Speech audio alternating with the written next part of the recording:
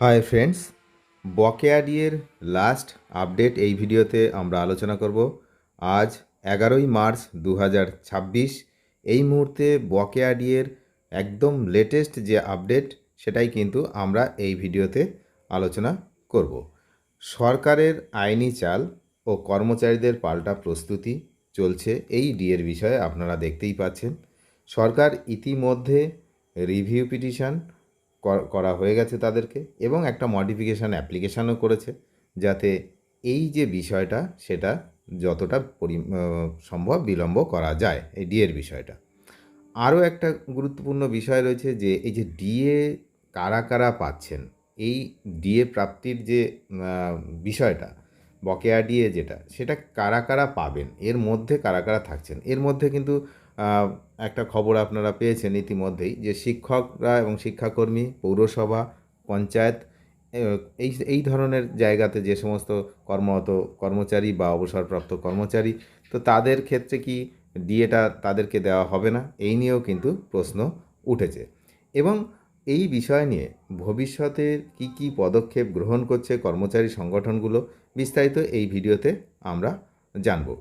পশ্চিমবঙ্গের রাজ্য সরকারি কর্মচারীদের যে বকেয়া মহার্ঘ ভাতা অর্থাৎ ডিএ আদায়ের সংগ্রাম এক নতুন মোড় নিয়েছে।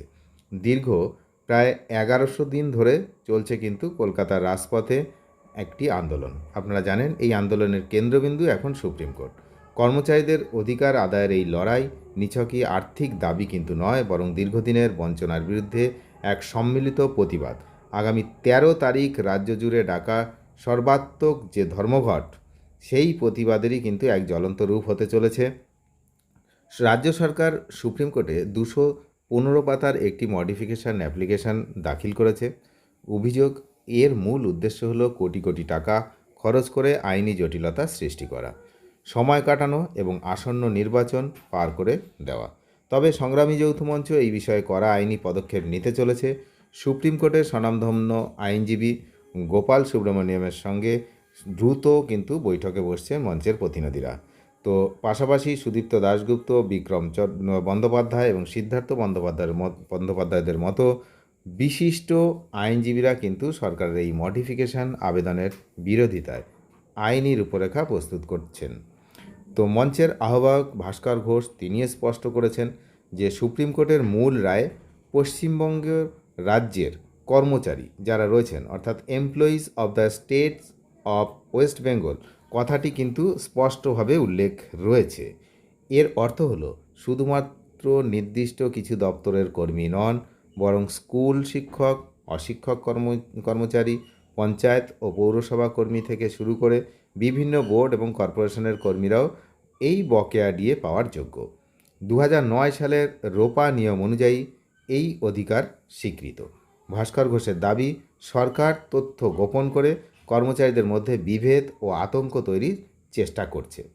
ভবিষ্যতে কী পদক্ষেপ সেটা আমরা অলরেডি জানি, যে আইনি লড়াইকে আরও জোরদার করতে খুব শীঘ্রই দিল্লিতে গিয়ে সরাসরি সুপ্রিম কোর্টে বিষয়টি তোলার একটা পরিকল্পনা রয়েছে যৌথ মঞ্চের। অন্যদিকে 13 তারিখের যে ধর্মঘট, সেই ধর্মঘটকে সফল করতে সব স্তরের যারা কর্মচারী রয়েছেন তাদের নির্ভয়ে অংশ নেওয়ার আহ্বান জানানো হয়েছে। কিন্তু সবচেয়ে গুরুত্বপূর্ণ বিষয় হচ্ছে যে এই যে ধর্মঘট হবে, সেই ধর্মঘটের দিন নিয়ে একটা আগাম কিন্তু জিনিস জানা যাচ্ছে, খুব চাঞ্চল্যকর, যে পুলিশ এবং যারা সবসময় কিন্তু পুলিশ যারা বাধা দেয় ধর্মঘট, আপনারা জানেন তাদের ডিউটি যে আইন শৃঙ্খলা বজায় রাখা, তো তারা কিন্তু বাধা সৃষ্টি করেন যে কোনো ধর্মঘটে। তো এক্ষেত্রে পুলিশ এবং শাসক দলের যে সমস্ত কর্মচারী রয়েছেন, কর্মচারী সংগঠন, সে শিক্ষক সংগঠনও আছেন, তো এদেরও বেশ কিছু কর্মী যারা পুলিশ এবং শাসক দলের কর্মচারী সংগঠনের একাংশ পরোক্ষভাবে কিন্তু এই ধর্মঘটকে সমর্থন যোগাচ্ছেন। এটাই হচ্ছে চাঞ্চল্যকর বিষয়। তাহলে তারাও তো জানে যে তার ডিএটা বাকি, বকেয়া ডিএ তাদেরও বাকি। তো তাদের বিষয়টা এখন কি হয় না, সব দিক একুল ওকুল বজায় রাখতে গিয়ে যারা শাসক দলের শিক্ষা সংগঠনের সঙ্গে যুক্ত, তারা সরাসরি সামনে যেতে পারে না এই আন্দোলনের। কিন্তু বকেয়া ডিএ যদি ছাড়া হয়, যদি দেওয়া হয়, তাহলে তাদের অ্যাকাউন্টেও কিন্তু টাকা যাবে, বাকির টাকা। তো আবার অন্যদিকে পুলিশ, তো তাদের হচ্ছে ডিউটি, তাদেরকে তো ডিউটি করতেই হবে, তাদের যা নির্দেশ সেই নির্দেশ পালন করতে হবে। আইন শৃঙ্খলা বজায় রাখাই হচ্ছে তাদের কাজ। তো সেখানে কোনো জায়গায় জমায়েত হলে, কোথাও রাস্তা অবরোধ হলে সেগুলোকে ক্লিয়ার করা, এটাই হচ্ছে পুলিশের ডিউটি। তো এখন তারা তো তাদের ডিউটি করে, কিন্তু বকেয়া ডিএ তো তারাও পাবেন, সেটাও তো মাথায় রাখতে হবে।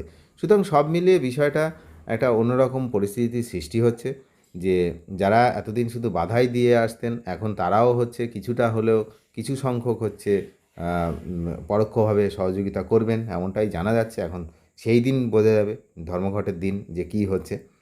তো সেদিকে আমরা নজর রাখছি। আপাতত ডিএর হচ্ছে লাস্ট আপডেট এটাই। একদিকে সরকার আইনি জটিলতা বাড়িয়ে চলেছে, অন্যদিকে বিভিন্ন কর্মচারী সংগঠন তারা তাদের যে আদায়ের যে মূল লক্ষ্য, সেই লক্ষ্যতে স্থির রেখে চলছে। এখন দেখা যাক আগামী দিনে কি হয়, ডিএটা আদৌ জোটে কি জোটে না কপালে, সেদিকে আমরা নজর রাখছি। আপনারা নজর রাখুন।